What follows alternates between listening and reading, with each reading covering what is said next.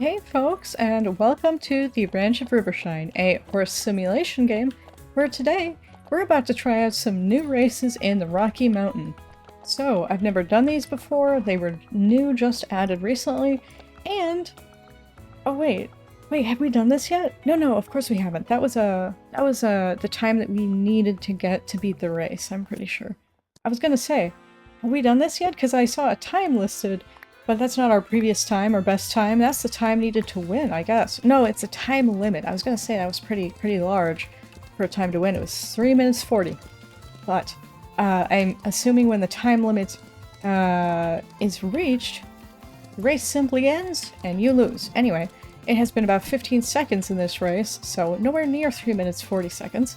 And we are just about to take another jump. Wow, that is a really long stretch without any jumps there.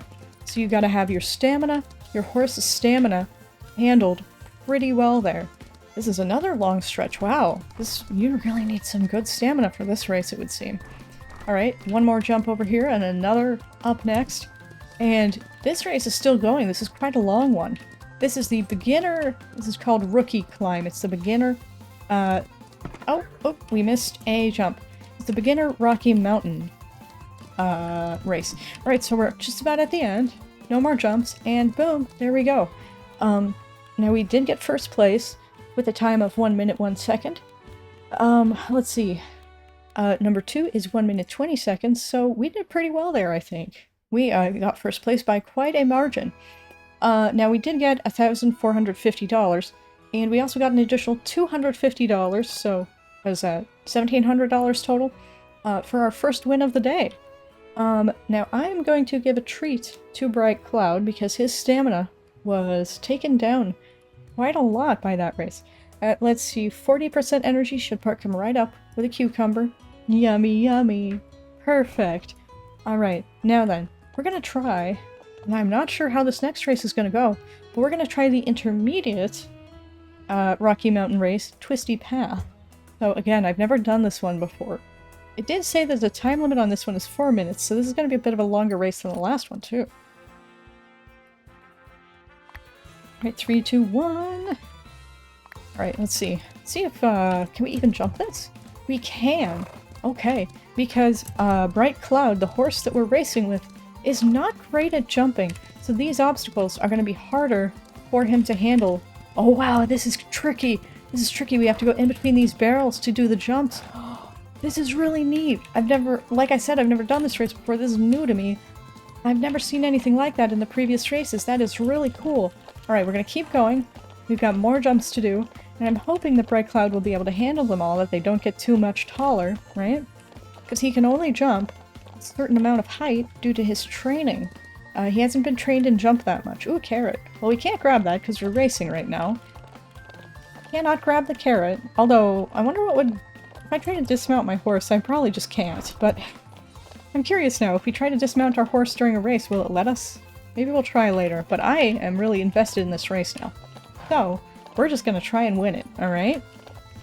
Take a moment to recover our stamina, and now we're back at a gallop again. Alright, another moment. And looks like our next jumps are right up here. Okay. Oh, we barely made that one. I think I had the timing off on it for a second. And there we go. And we're so close to the finish line. I really hope we make it. Alright, that was the last jump. And across the finish line, what did we do? We got first place by a much smaller margin this time, only a 4-second lead. Alright, so we did that in 1 minute 23 seconds, I believe, is what I saw. We got $2,800 for that particular race. Now the first win of the day, bonus is applied for each separate race that you win for the first time in a day. So, you know, we did both of those races. Basically, we get the bonus twice because we did 2 races for the first time that day. If we were to then do one of those Rocky Mountain races with another horse, we would not get that bonus $250. Unless we did it tomorrow. Now then, there is something else exciting that we're going to be doing today.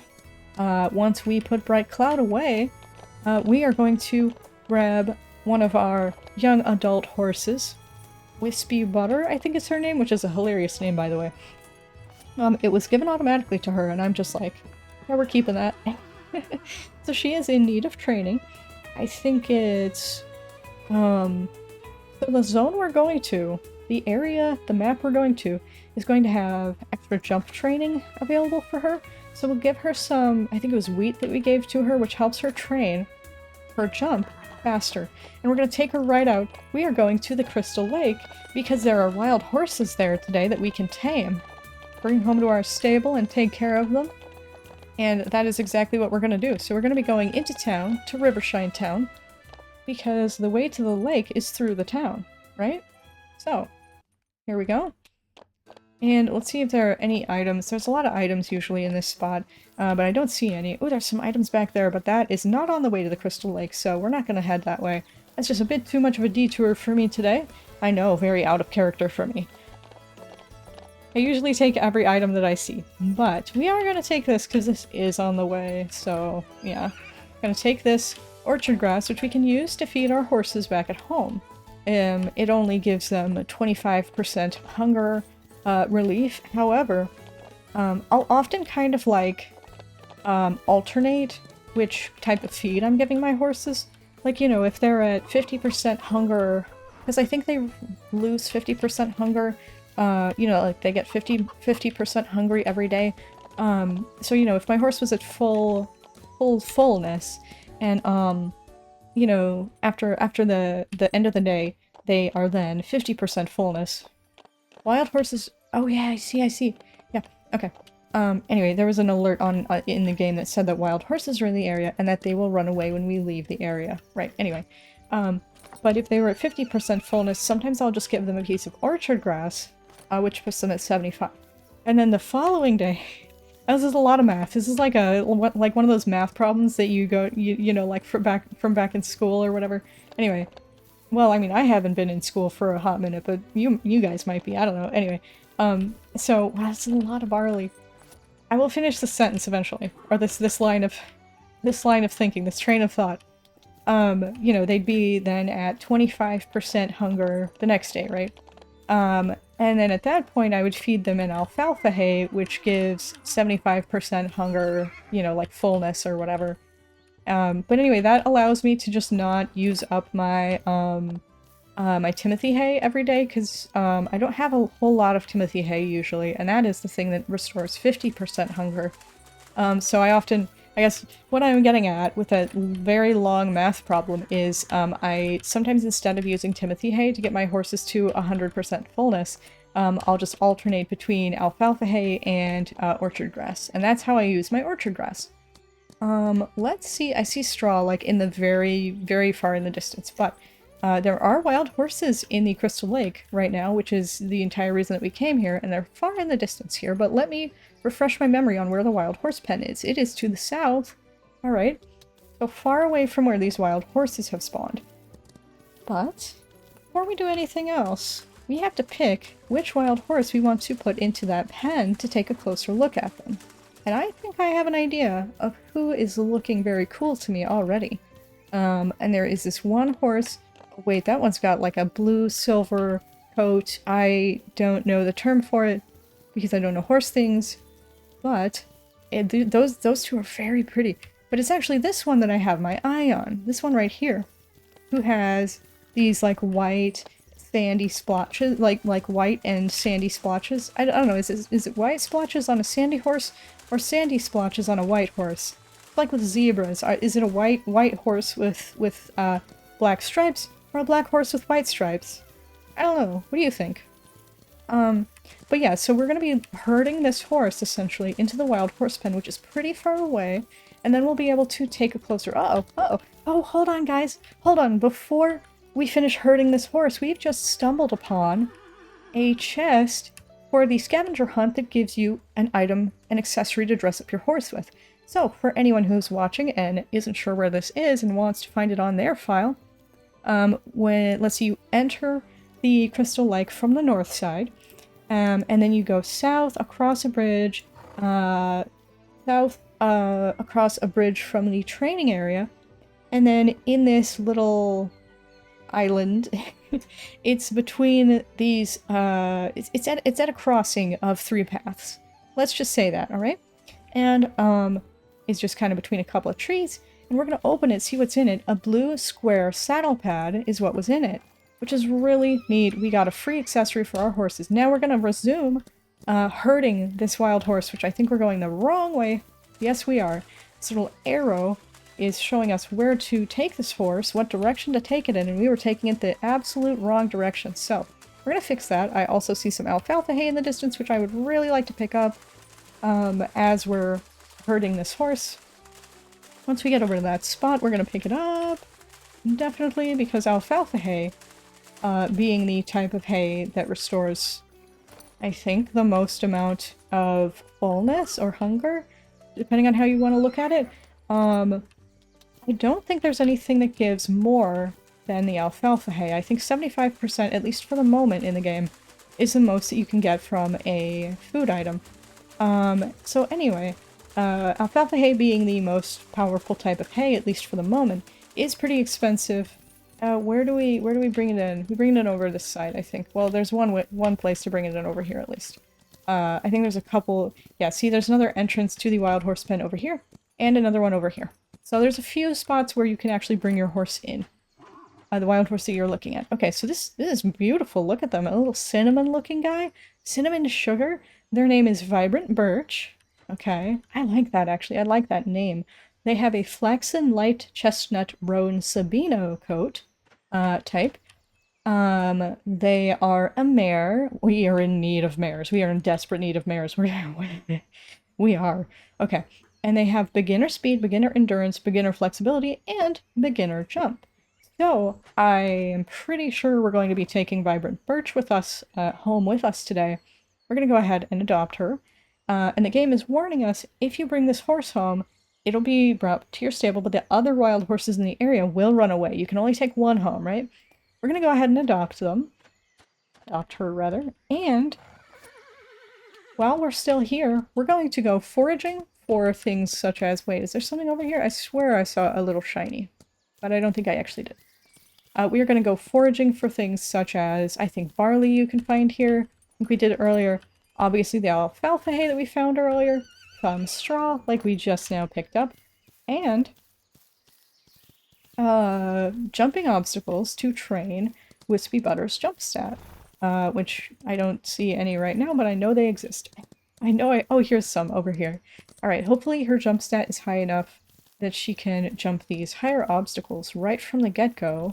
Let us find out. Can you jump these? Yes, you can. Okay, fantastic. So we're gonna go and jump these higher obstacles as well as some of these lower ones while we explore the Crystal Lake. And I see an apple or carrot or something in the distance, and I'm quite sure, yes, this is an apple, which is wonderful. That is a treat that we can give our horses if we want, and it will restore some of their stamina, as well as make them very happy with us.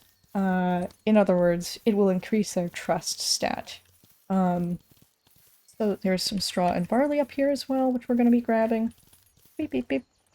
Beep, beep, beep. That's the noise of us grabbing straw and barley, I guess. Right.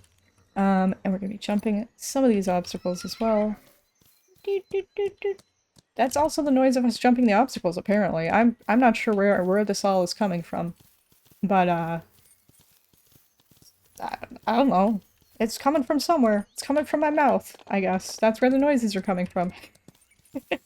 Okay, anyway. Let's see. I also want to take a peek back here in this little corner, because just like that chest that we obtained earlier that gave us an accessory for our horse, there are 2 more chests, I believe, in this zone that we haven't found yet. Unless we found one in a previous episode, but I'm pretty sure we didn't. So there's 2 more that we can find in this area of the game.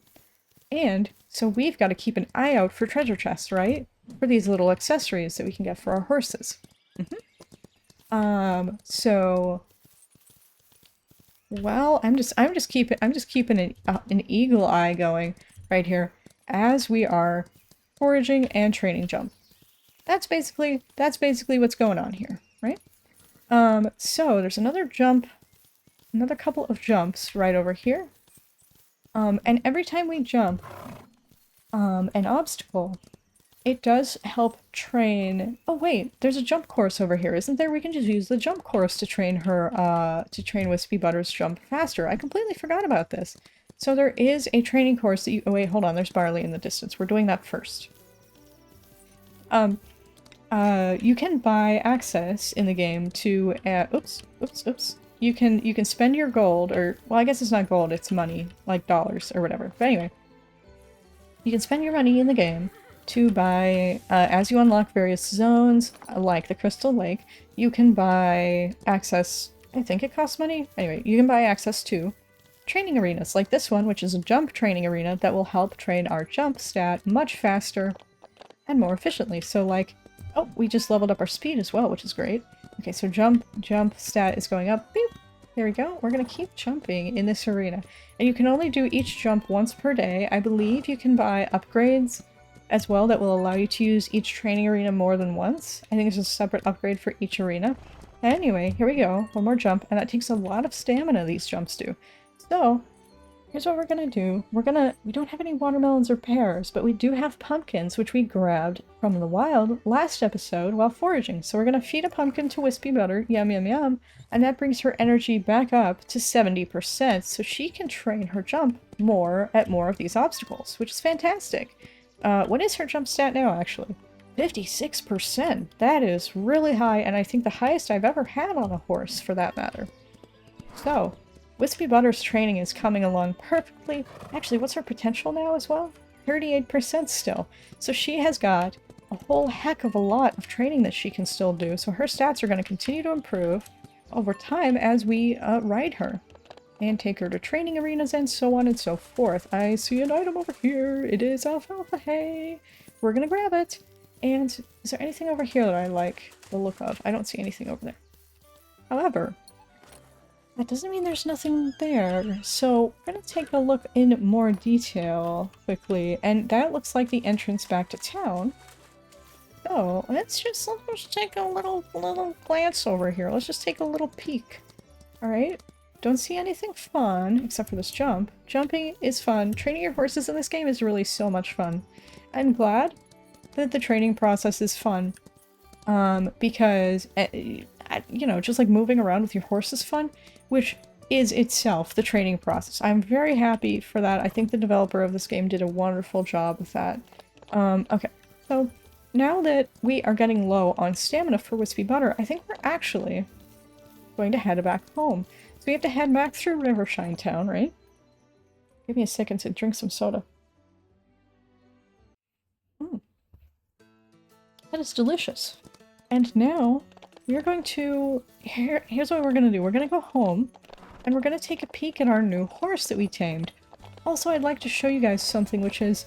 See these little, what are they called? I still don't know what they're called. They're little, spots where you can hitch... Hitching posts. Yeah, okay, it's called a hitching post. A post to which you can hitch your horse, so that they don't walk away, they don't wander away while you are doing business in town, right? So these were added recently, so if we take Wispy Butter, we put her on a rope, we can just, how do I do this? There you go.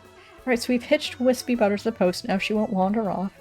But also, there are horses of the NPCs that you'll occasionally see on the hitching post too, which is just such a nice little touch. I love it very much. Anyway, we're gonna start heading home, right? Or we're gonna resume heading home, I guess. We're already partway home. And then we're gonna take a look at that horse that we tamed, like I said. So, back to our ranch. And let's see. Don't see anything good, because, oh, there's some straw over here, which we are gonna grab. Because you can forage things at your ranch as well. I think it's only straw, apples, and carrots that can appear. Oh, and orchard grass, yes. But those are the only things that appear at your ranch. See, because in the different areas of the game, different forageables show up and all of that jazz. So, heading straight back to our stable. I feel like I've gotten pretty good at calling it a stable and not a barn, but I might be shooting myself in the foot there and either jinxing myself, or maybe I called it a barn earlier today and I'm gonna, you know, look like a fool for saying that. I'm not sure. Anyway, this is Vibrant Birch, the new mare that we just got. We're going to put some straw in her stable stall, I don't think she needs brushing. I think she's already cleaned. She is. Oh my gosh, she is gorgeous. And we are totally going to be training her and probably breeding her with a stallion that we have, but I'm not sure who yet. So let's give her some orchard grass. And then,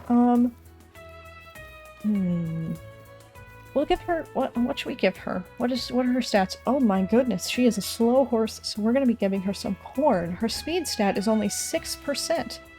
Oh wait, I said earlier, or I said last episode that this plus icon appears based on what zone you're in, but it actually appears based on what you fed your horse that day. And thus what type of stat training is going to be most optimal for them. Okay, so I was wrong there.